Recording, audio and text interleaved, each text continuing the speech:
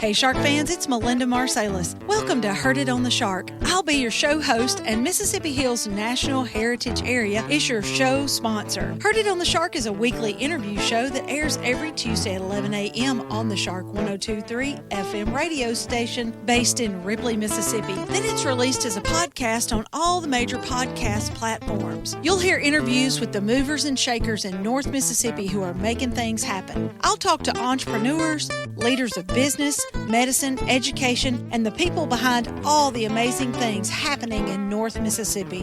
When people ask you, how did you know about that? You'll say, I heard it on the Shark. Heard It on the Shark is brought to you by the Mississippi Hills National Heritage Area. We want you to get out and discover the historic, cultural, natural, scenic, and recreational treasures of the Mississippi Hills that are right in your backyard. And of course, we want you to take the Shark 102.3 FM along for the ride.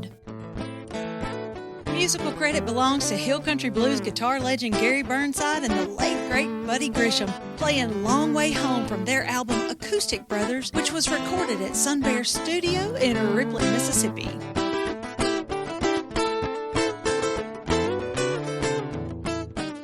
This program was recorded at Sun Bear Studio in Ripley, Mississippi. Hey Shark fans, it's Melinda with another episode of Heard It on the Shark. And today in Sun Bear Studio, I am sitting in the studio with a real live wrestler from Corinth, Mississippi. His name is Trevor, but he goes by Bullwhip. He is Bullwhip Ballard, and that is all that I know. So everything we're about to find out, we're going to find it out together. Trevor, thanks for coming over today. Thank you for having me. Glad to be here. Now, when we're actually recording this, it's March, and Trevor has come over to do a live break-in on both radio stations to tell about a wrestling event that took place in Corinth back in March. So as this broadcast, it's April, so that event is over, but I bet you have more events that you're doing, don't you? Yes, ma'am. I'll be honest with you, it's hard to keep up with all the dates. That's why I've made my wife my manager. Your manager. Okay, and so do you have like a Facebook page? Yes, I've got a Facebook page. You can go follow me at Trevor Bullwhip Ballard on Facebook or _Ballard_boy on Instagram. Okay, and that's where people can find out where you're going to be in the ring. Yes, ma'am. Okay, and is it mostly in Mississippi, or you go all over the place? So I go all over. There's been a company reach out about me coming back to El Paso. I lived in Texas very briefly. I wrestle in Memphis, Arkansas, Missouri, West Mississippi, sometimes in East Tennessee, looking at doing some stuff with the National Wrestling Alliance coming up very soon. So hopefully by the time this airs, by the time that people have heard this, I will have already got to do that. But yeah, I don't think I've got a free weekend until sometime during May. Oh, that's awesome. So this is your day job? This is what you do for a living, or is it a side gig? Unfortunately, this is not a day job yet. I am the closest now that I have ever been to getting a signed paid contract, but this would technically be a side gig. Right now, I work for Alcorn County Corrections. I'll be a transport officer. Okay. Now, I'm from Alcorn County myself, and I graduated from Corinth High School. Where'd you graduate? I graduated from Alcorn Central High School in 2017. Okay, so you're a very young person. Yes, ma'am. All right. So if you've come this far that fast, you're going to be a professional wrestler, I bet. It's took me 10 years to get here. I started when I was 17, and I'm 27 now. This is my 11th year in the business. December 1st or 2nd weekend marks 11 years I've been doing this. Did you always know that you wanted to be a wrestler? No. Well, I think every young kid in the South at some point or another looks at like WWE and says, hey, that's what I want to be when I grew up. When I was in like the 2nd or 3rd grade, me and my dad would watch Monday Night Raw. And we watched it every week until I kind of phased out of it in middle school. And then my grandfather was a wrestler back in the day, and he wrestled for Jerry the King Lawler in Memphis, and he knew the Moondogs and Bill Dundee and the Fabulous Ones and all of them people. And to him, those people were like comic book superheroes. And my mom just kind of walks in, kind of nonchalant. I was about 16 one day, and I think I was playing video games in my bedroom. And she sticks her head in the door. And she says, "Hey, if I can get you into wrestling, is that something you think you want to do?" So that's how it started. I probably hadn't watched wrestling in 2 or 3 years, but that's all I needed. I got the bug. It took me a while to find a trainer and find people that could show me what to do, but I got in. I ain't been able to get out since. It gets in your bones. So okay, and I'm going to say that I'm not the kind of person that you would think would like wrestling because I just don't fit that profile, and plus I don't like violence. And so I was dragged to a wrestling match one time, and I loved it. I thought it was great. And so I think that it is the coolest thing. It's like going to theater because there's all the drama and all the excitement. So now, are you a villain or a hero? I am what they call a heel, typically. I've been a hero, babyface, for the last 10 years, and I've found most of my success within the last 2.5 just being the bad guy. And I would say being the bad guy or the villain has been what's kind of pushed me, and it's actually took me pretty good ways in 2.5 years. So okay, so let's talk about that. You have to play a bad guy. I can tell you're a nice guy, like in real life. You ain't supposed to tell nobody, but we'll work with it. Okay, all right. Well, you got an alter ego. Yes. Okay, maybe the nice guy's your alter ego and you're really mean. Yeah, we can look at it like that. Okay. So you get in there and you just sort of get in your space about being a bad guy. That's it. What I was always explained is all pro wrestling is just an extension of your personality. It is a physical, full contact stunt theater. Yes. And it is what we do and what I strive to be. I want it to be as real as it can be. I want to be that guy, that stood out. And I do that over realness through the character and just, it is an entertainment. It's a show. We're not in there trying to be people that we're not, because we have to make it to the next night, next town. And, if we break a leg or break a jaw, then we're not going to be able to do that. But the longevity is in the believability, and I think as a bad guy, I have found that. Yeah, so I do theater all the time, and to me, it's exactly the same. The actors aren't what they are on stage, but they are for that night, and if they're good at it, they make you believe that they are. So I'm sure that you're just like that. Theater and wrestling, of course, is two completely different things. Like I said, it is full contact, but it is a theater. And if you can find that believability like the movie stars have, then you've got it. You can go anywhere with it. Yes. And okay, so have you ever been really hurt, like by accident somebody really hurt you? I've been wrestling 10 years, and if you're trained correctly and you're trained the right way, then you shouldn't have too many injuries. I hurt my knee very recently, and I think I was down for about 2 or 3 days. I still don't really know what's going on with it, but as far as like a real injury, I think that's the closest I've ever come to it was just a stinger in the knee, but I don't really know what I've done to it. But I've made it through the last 2 or 3 weeks of wrestling. By the time this airs, I'll probably have made it to 2 or 3 more, so it's still attached. You have to work out, I guess, a lot. I work out in the ring. I like the nightlife a little more than I like the gym, so... Okay, so, you're not just at the gym 4 or 5 hours a day trying to get in shape. Okay. You can run 6 miles and get in a wrestling ring, and you'll be blowed up in 30 minutes. It's just the way it is. Being gym fit, track fit, and wrestling fit is two completely different kinds of fits.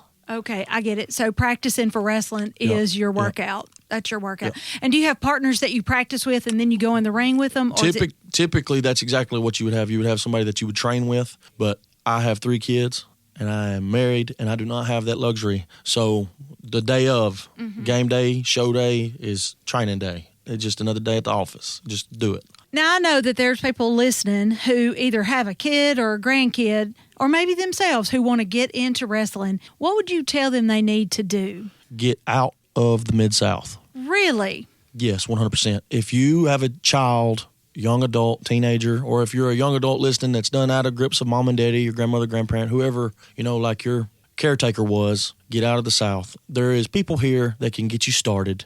But anywhere you go for training, it's going to run you $3,500. That's just the way it is. Anywhere in America, that's what it's going to run you. And if you're going to make an investment in yourself, which is good for anybody, my suggestion is make an investment with somebody that can offer you something.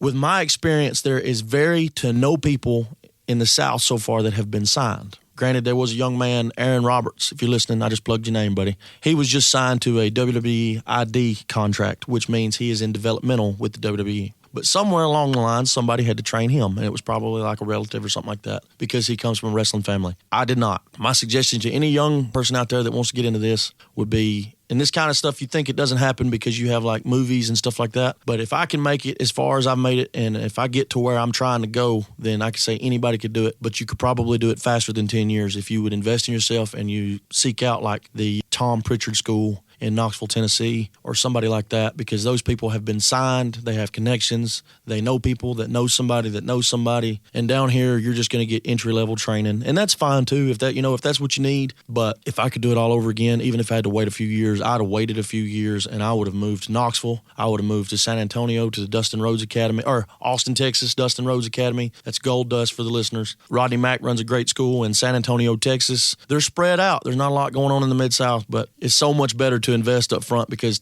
this 10 years of my life gone, and 2 2.5 years worth of work, and I'm looking at some serious movement in the next 6 months to a year. So it's kind of hard when you spend 10 years on something and you have to look back on it like that. But you're doing great, though. You've come a long way, so it's really exciting. Like I said, they made me the bad guy. This person saw this person, and then you get to make your rounds. And like I said, I had a advantage because I did move to Texas for a year and a half, and I got more movement out there. But when I moved to Texas, it was a big eye opener because the way people train, the way other wrestlers treat other wrestlers, and just the culture of professional wrestling and the locker rooms and stuff is just so much different once you get out of the Mid-South. So yeah, my suggestion would be get out of the Mid-South, go to somebody, a reputable trainer, and just start with a good investment versus, like a long-term. Be willing to be mobile. Yes. Yep. Yeah. Okay, that's good advice. Okay, we'll follow you on Facebook. Say it to me one more time. It is _Ballard_boy on Instagram, and then on Facebook it's Trevor Ballard on Facebook. That should pull it up. Okay, Trevor Bullwhip Ballard, thank you so much for coming to talk to me today. Thank you so much for having me. I appreciate it. All right, Shark fans, that's it for this edition of Heard It on the Shark. Tune in every Tuesday at 11 a.m. to find out what's going on with our local community leaders. If you have a question, comment, or a suggestion for an interview, or if you want access to this interview, you can go to our website, shark1023.com, and click on the podcast tab. Keep it tuned to the Shark 1023 and have a great rest of the day. The Mississippi Hills National Heritage Area was established by the United States Congress in 2009 and represents a distinctive cultural landscape shaped by the dynamic intersection of Appalachian and Delta cultures. This intersection has produced a powerful concentration of nationally significant cultural icons, including King of Rock and Roll Elvis Presley, First Lady of Country Music Tammy Wynette, blues legend Howlin' Wolf, civil rights icons Ida B. Wells Barnett and James Meredith, America's favorite playwright Tennessee Williams, and Nobel laureate William Faulkner. The stories of the Mississippi Hills are many and powerful, from music and literature to Native American and African American heritage to the Civil War. The Mississippi Hills National Heritage Area supports the local institutions that preserve and share Northeast Mississippi's rich heritage. Begin your discovery of the historic, cultural, natural, scenic, and recreational treasures of our region by visiting the Mississippi Hills National Heritage Area online at mississipphills.org. This show is made possible by JC Media, LLC in Ripley, Mississippi. JC Media owns the Shark 102.3 Classic Rock FM radio station where the show is hosted, and Sun Bear Recording Studio where the interviews are recorded. We need your feedback and support. If you listen to the podcast on a player like iTunes, Google Podcast, or Amazon Music, please subscribe to the show and leave us a review. We also have an email in which you can share your feedback. That email is theshark1023@gmail.com. Subscribe to our podcast on your favorite app or stream episodes online at shark1023.com/podcasts. Today's episode was produced by Melinda Marsalis. It was edited by Rick Williams and engineered by Chris Marsalis. The podcast technician is Joyce Grady.